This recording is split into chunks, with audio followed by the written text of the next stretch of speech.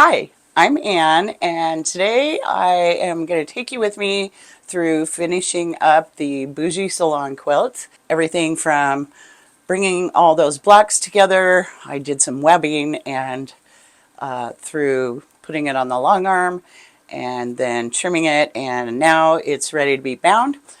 Real quick, I did get 8 more blocks done since the last video, which, to be fair, was a few weeks ago, so it's not super impressive, but I am pushing it forward each time. And once Boujee's all bound and given to its new owner, then I'll be able to finish up Halo, which I'm super excited about that because it's my quilt.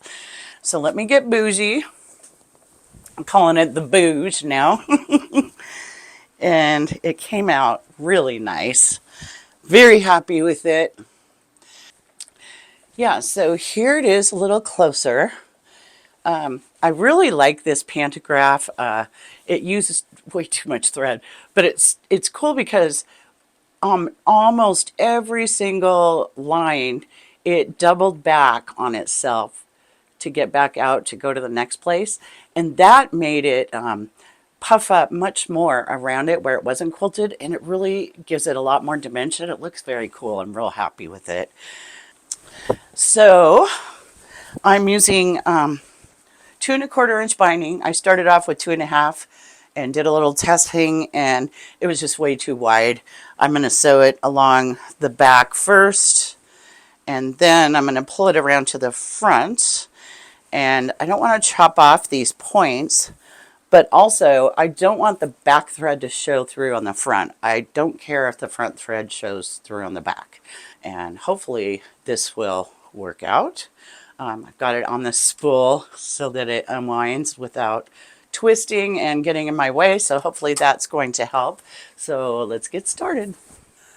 So in the last video, I had 25 blocks done, followed by a block tutorial featuring 2 at a time and 1 at a time cat's cradle units. A link to that video and the free pattern is in the description below. And stick around until the end of this video. I will show you the completed quilt, bound and everything, and then I will throw it in the washer and put it through the dryer and show you what it looks like after it's washed. All the blocks are done now, and I rearranged them to what I felt like was as balanced as it's going to get. And so now I'm going to gather all these blocks up in order. What I've done is a clip for each column with a numbered piece of paper 1 through 8.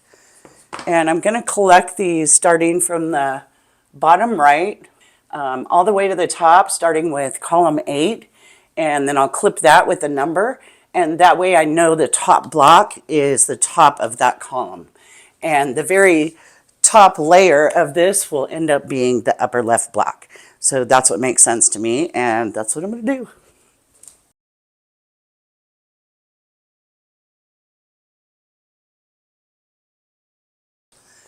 To the machine. So the way I webbed these together is I did the left half of the quilt first and then the right half of the quilt last. And from here in the video moving forward, this is working on the right half of the quilt. And so to begin this right half of the quilt, I laid pile 5 on the left, pile 6 on the right, and I took from the right hand pile and put it right sides together on left hand pile, because that way my seam would be to the right. I could bring it right to the machine that way without having to turn it any direction and get confused about which way to orient it. So the important thing was to pay attention to lining up the seams, and where those seams come together with the triangles, since I clipped those, I was able to flip one up and leave one down, or vice versa, in order to get them to nest. So that worked out really well on this step.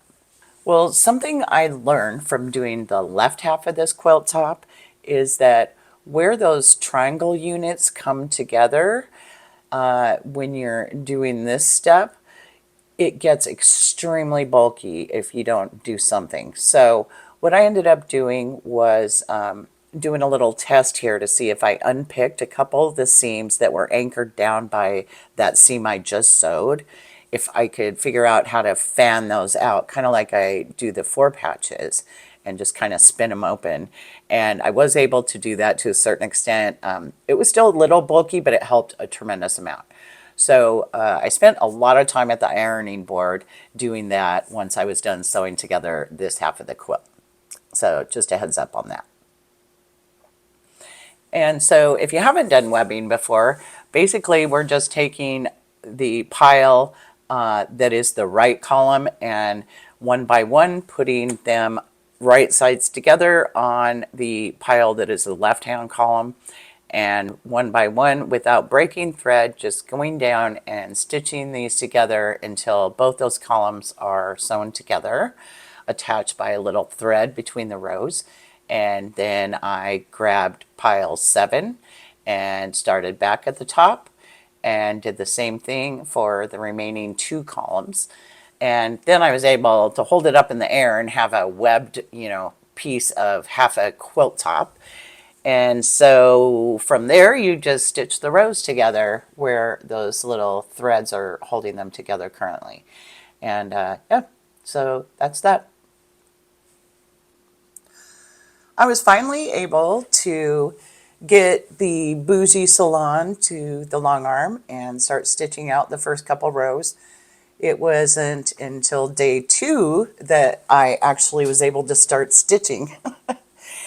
It was just a whole day of just motor errors, thread breaks, needle errors.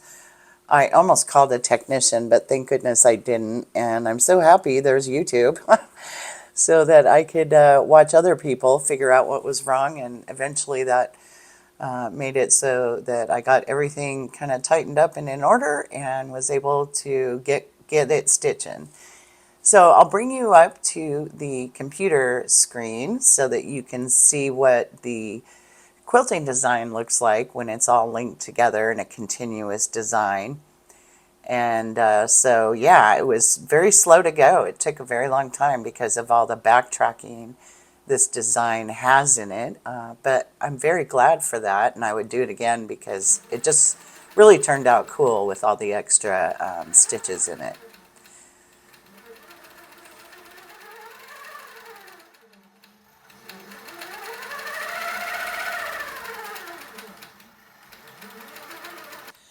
So there was just a little bit to finish along the bottom strip, just a sliver of the design underneath the row that just finished. And once I got that done, I took the quilt off the long arm and headed into the cutting table to trim it down. So once I got the quilt all trimmed down, I did measure it, and I was off by about, I don't know, half an inch, 5/8 of an inch from one end to the other, but no biggie. So then I auditioned a couple of different fabrics for the binding, including the fabric that I used on the backing, which ended up being the winner. And I was able to salvage the cutoff from trimming the quilt down to use for the binding. So that worked out really well.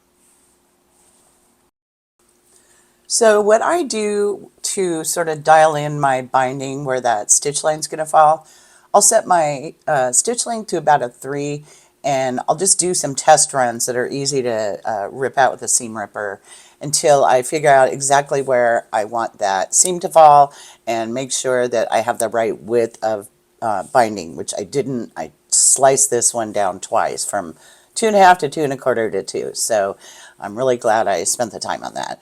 And by the way, using the spool up on one of my spool poles on my machine and wrapping my binding around that worked so well. I never had to worry about the binding for 1 second. All I had to do was wrestle with the quilt.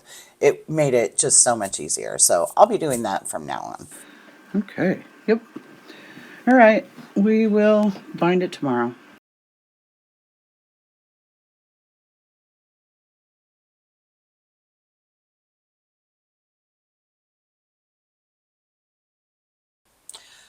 So the way I miter the corners of the binding on the first side of the quilt is when I'm coming up to a corner, I stop stitching a 1/4 inch from the edge, and then I turn the quilt so that I can stitch off to the corner, right through the corner at a 45-degree angle.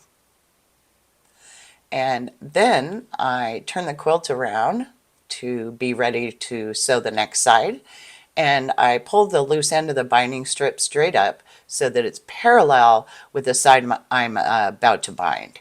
And then I fold it down upon itself so the raw edges of the binding are lined up with the raw edges of the quilts. And I make sure that that crease is lined up with the top of the quilt there.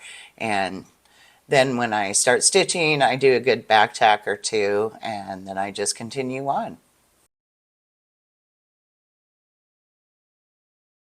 So to join the ends of the binding, the best video I ever saw was one Corey Yoder put out, and it just gave me the idea that she says, you know, it's the exact same thing as joining two binding ends together. So in my mind, I pretend like that's what I'm doing. So I lay the quilt in front of me so that I can put the binding strips above it, and they're away from me, just like I'd be joining binding. And so what you want to do is make sure your binding ends overlap roughly in the center of the gap here, and they need to overlap just short of the width of your binding, whatever that is. So I'll just cut some excess binding off and open it up and use that for a measuring gauge to figure out how much overlap I need. So I actually should have cut mine just a little shorter. I didn't quite go far enough, but it worked out fine. I eased it in. But so the width of the binding, and then pull back like a 1/16 to an 1/8 of an inch shorter than that. Okay, so I'm going to remove my colorful fabric I had down there so that you can see the difference between the binding and the backing. So then what I do is gather up the extra bulk of the quilt in between the ends there and clip it to get it out of my way. And I open up the left side as if it was the previous binding strip I already sewed. And the right strip I pretend like is the new one I'm going to attach. So in the same directions, I put them right sides together, and then I'm going to sew at that same diagonal angle as I do when I join my binding strips. And I like to do a little simulation at this point and pretend like it's sewn together and make sure that when I turn it all around, it's not going to be twisted. So then I just open it back up to how I had it without losing my place, and I stick a couple pins in it and take it to the machine. So back at the machine, I'm not sure what happened, but I guess I was having a bad diagonal day. I ended up ripping my seam out. It was just way off. I wasn't eyeballing very good. And so I ended up just going ahead and drawing a diagonal line so that I could just stitch on that. Worked much better. So then I just flattened out that join and trimmed off the excess seam allowance down to 1/4 inch and finger pressed it open and finished stitching the opening closed on the back side. And so then I just flipped the quilt over and pulled the binding around to the front fairly tight and stitched very close to that edge there, and making sure that I didn't stitch off the edge, and making sure that as I pulled that binding around, I was covering up the stitch line that showed up from when I sewed the binding to the back. And since I did all that, you know, testing in the beginning, I was fairly confident that it wasn't going to be a problem, and it wasn't. There was a couple spots where I had to pull it real tight, but other than that, it really worked out great. So let's get down to the corner here, and I'll slow it down just to show you that. And then I'm going to finish up this quilt top off video, and I will see you by the long arm to show you the finished quilt.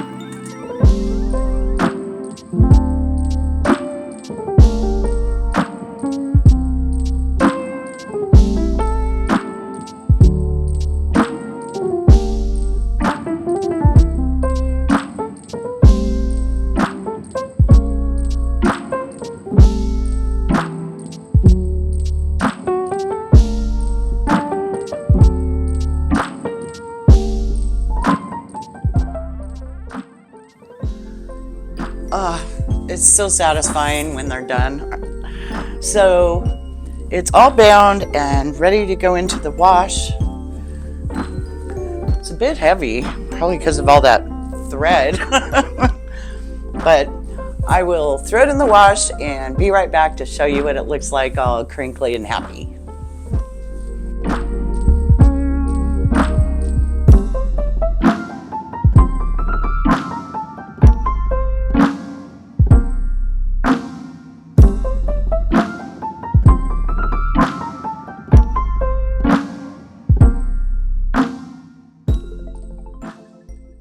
Thank you for joining me on the Boujee Salon journey. And now we get to finish Halo, so I will see you next time.